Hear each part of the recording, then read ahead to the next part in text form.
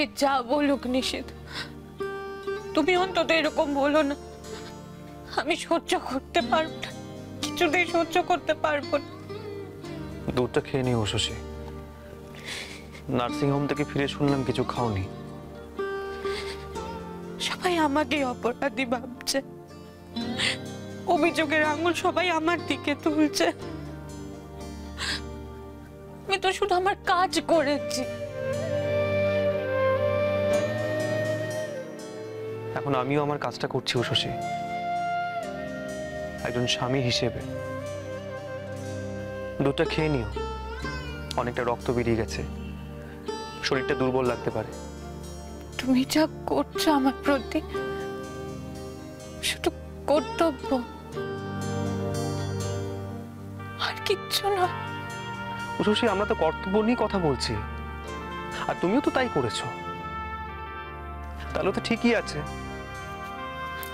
না, তুমি যাবে না, তুমি আমার কাছে থাকো প্লিজ। শশী, আমাকে ছাড়ো, আমাকে মায়ের কাছে যেতে হবে। সন্তান হিসেবে আমারও একটা কর্তব্য আছে, সেটা আমিও ভুলতে পারি না।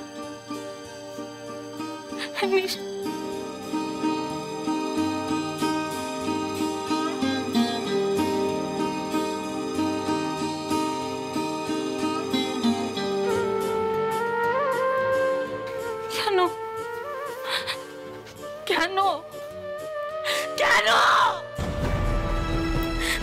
কেন সবসময় আমার সাথে এরকম হয়? কেন এত কিছু করে শুধু কেন আর করুণা ছাড়া কিচ্ছু পাই না?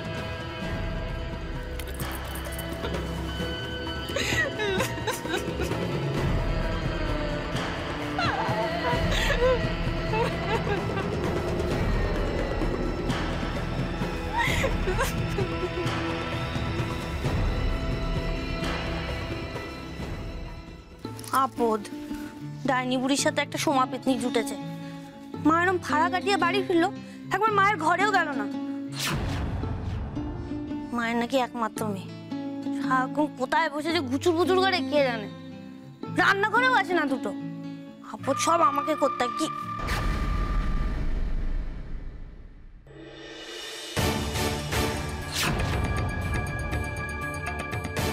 হাই বস, ওটা কি দেখলাম? চোখের ভুল? না, কাকুলি অতটাও ভুল দেখে না। কি একটা তো গেল, ভূত না তো?